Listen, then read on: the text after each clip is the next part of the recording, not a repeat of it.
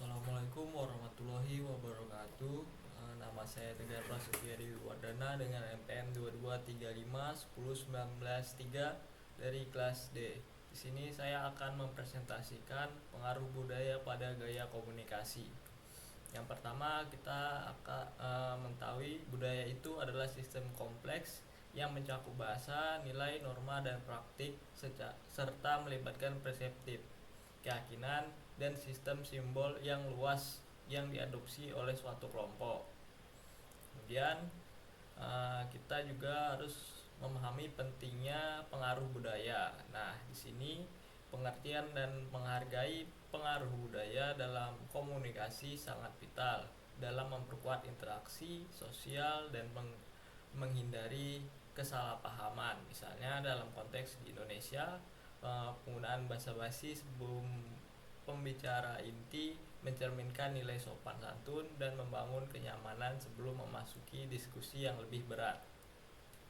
Nah, di sini ada model komunikasi lintas budayanya. Yang pertama ada budaya high context. Apa itu? Nah, komunikasi yang lebih mengandalkan komunikasi konteks dan nuansa nonverbal dari kata-kata yang diucapkan secara langsung. Nah, sedangkan budaya low content yaitu pesan yang disampaikan secara langsung dan eksplisit melalui kata-kata dengan sedikit ketergantungan pada isyarat nonverbal. Nah, di sini kemudian ada karakteristik budaya high context. Nah, yang pertama itu bergantung pada konteks yang tidak diucapkan seperti bahasa tubuh, nada suara, ekspresi wajah. Kemudian yang kedua ada menekankan hubungan jangka panjang dan ikatan yang kuat. Nah, di sini maksudnya hubungan interpersonal diutamakan dan dijaga dengan serius. Nah, di sini masih ada lanjutannya. Yang ketiga, pengetahuan bersifat situasional dan relasional. Maksudnya informasi sering dipahami berdasarkan konteks relasional daripada disampaikan secara eksplisit. Nah, contohnya di sini ada suku Jawa dan suku Bali. Dalam interaksi sehari-harinya, kedua suku ini cenderung mengutamakan kesantunan dan keharmonisan dalam komunikasi, seperti menyampaikan pesan secara halus dan tidak langsung. Nah, di sini kemudian karakteristik dari budaya low context. Yang pertama yaitu fokus pada komunikasi verbal eksplisit. Maksudnya komunikasi bergantung pada kata-kata tertulis ataupun lisan. Kemudian ada efisiensi dan kecepatan. Maksudnya komunikasi diprioritaskan untuk kejelasan dan kecepatan. Kemudian yang ketiga yaitu pengetahuan universal. Maksudnya informasi mudah dipindahkan antara situasi yang berbeda. Nah, di sini ada contohnya dari suku Minangkabau yang dikenal dengan komunikasi verbal yang eksplisit dan efisiensi dalam diskusi masyarakat untuk mencapai keputusan komunal. Nah, di sini ada dimensi budaya Hofstede. Nah, yang pertama itu indeks jarak kekuasaan (PDI), yaitu tingkat penerimaan masyarakat terhadap distribusi kekuasaan yang tidak merata. Di sini ada dua, yaitu dengan skor tinggi, maksudnya hierarkinya penting dan strukturnya kekuasaannya dihormati. Nah, jika skornya rendah, kekuasaannya lebih merata, pendekatannya lebih demokrasi. Kemudian yang kedua ada individualisme versus kolektivisme. Nah, di sini maksudnya budaya yang mendorong kebebasan individu dan pencapaian pribadi. Budaya yang mengutamakan kepentingan kelompok dan kesatuan komunal. Nah, di sini ada dua, yaitu negara individualisme dan negara kolektivistik.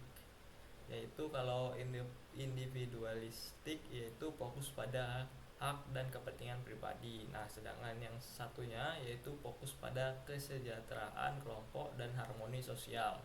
Nah, yang ketiga ada menghindaran ketidakpastian. Nah, di sini tingkat kenyamanan masyarakat terhadap ketidakpastian dan ambigu. Ada dua skornya, yaitu skor tertinggi itu masyarakat dengan banyak aturan menghindari ketidakpastian. Nah, sedangkan kalau skornya rendah, masyarakatnya lebih fleksibel, terbuka terhadap perubahan. Nah, kemudian yang keempat, di sini ada maskulinitas versus feminitas. Nah, maksudnya itu mengukur preferensi dalam masyarakat untuk mencapai kepahlawanan, asertivitas, dan mentalisme. Nah, dengan versus hubungan keramahan dan kualitas hidup, itu feminitas. Dalam masyarakat maskulin, peran gender sering sekali sangat dibedakan dan kompetitif sangat dihargai.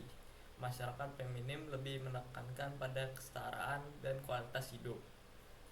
Kemudian yang kelima ada orientasi jangka panjang versus jangka pendek, yaitu maksudnya mengukur sejauh mana masyarakat menunjukkan orientasi pada masa depan, ketekunan, dan penghematan. Nah, sedangkan masyarakat dengan orientasi jangka panjang cenderung merencanakan dengan cermat untuk masa depan, sedangkan masyarakat dengan orientasi jangka pendek lebih fokus pada hasil dan tradisi saat ini.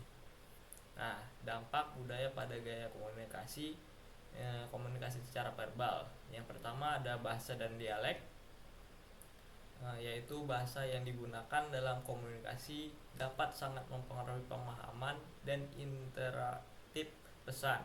Dialek dan bahasa lokal sering membawa konotasi dan suasana yang khusus yang bisa mempengaruhi cara pesan diterima oleh penerima. Kemudian yang kedua ada pola berbicara. Yang pertama itu ada langsung dan tidak langsung. Contohnya di sini ada suku Batak sering menggunakan gaya berbahasa yang lebih langsung dan terbuka, sementara suku Jawa lebih memilih pendekatan yang halus dan tidak langsung dalam berkomunikasi. Kemudian ada formal versus informal, yaitu budaya seperti Korea dan Jepang menekankan pada penggunaan bahasa yang sangat formal dalam banyak situasi, sedangkan di negara-negara seperti Australia gaya berbicara cenderung lebih informal dan santai. Nah, di sini dampak budaya pada gaya komunikasi secara nonverbal. Yang pertama itu bahasa tubuhnya. Pertama gestur tangan dan ekspresi wajah memiliki peran penting dalam komunikasi antar suku. Misalnya gestur tangan yang lebih lembut serta digunakan dalam komunikasi seperti komunikasi formal di Jawa. Nah, kemudian ada kontak mata. Di barat, kontak mata sering dianggap sebagai tanda kepercayaan. Nah, sedangkan di Asia, terlalu banyak kontak mata mungkin dianggap tidak sopan. Kemudian ada ekspresi wajah. Senyum umumnya dilihat sebagai keramahan, namun makna berbeda di berbagai budaya. Nah, yang kedua itu ada simbol dan warna. Nah, di sini ada beberapa. Di sini yang pertama ada arti kultural.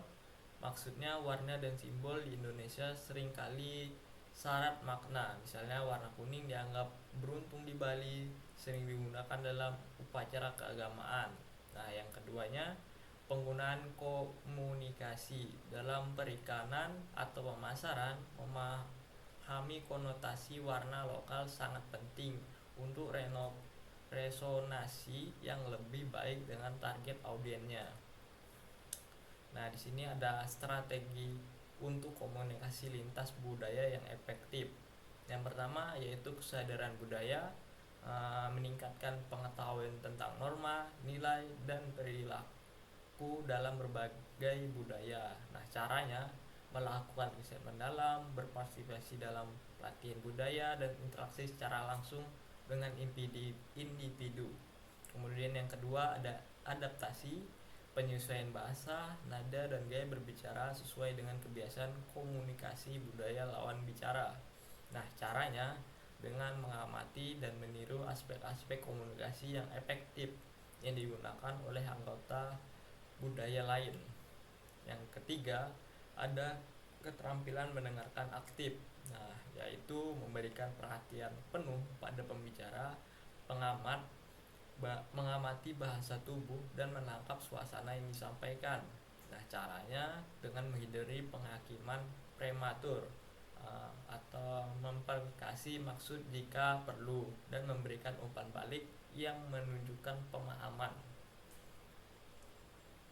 Nah, di sini ada studi kasusnya dan contoh nyata. Nah, di sini konteksnya sebagai maskapai penerbangan nasional Garuda Indonesia yang melayani rute internasional yang melibatkan interaksi dengan penumpang dari berbagai belakang budaya dan bahasa. Nah, tantangannya sendiri menyediakan layanan yang konsisten dan berkualitas tinggi sambil memenuhi ekspektasi budaya yang beragam dari penumpang internasional. Nah, sini apa strategi yang digunakannya? Yang pertama, melatih awak kabin multikultural. Nah, maksudnya awak kabin dilatih dalam berbagai bahasa dan sensitivitas budaya untuk berkomunikasi secara efektif dengan penumpang internasional. Nah, yang keduanya yaitu penyesuaian layanan penerbangan. Layanan penerbangan termasuk makanan dan hiburan disesuaikan dengan akomodasi referensi budaya penumpang. Kemudian yang ketiga ada protokol layanan fleksibel.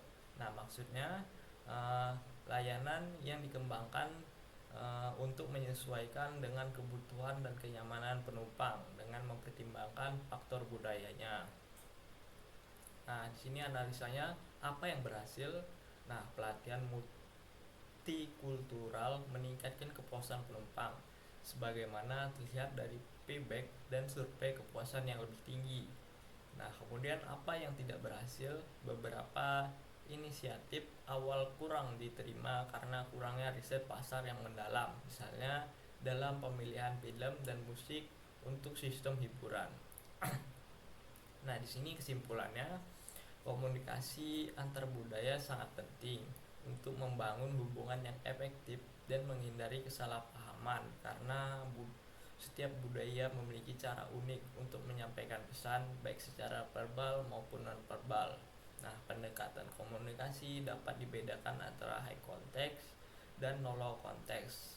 Misalnya di Indonesia, suku Jawa cenderung lebih mengutamakan pendekatan tidak langsung, sementara suku Batak lebih terbuka dan langsung. Nah, mungkin itu saja yang dapat saya sampaikan. Jika saya ada salah kata, mohon dimaafkan.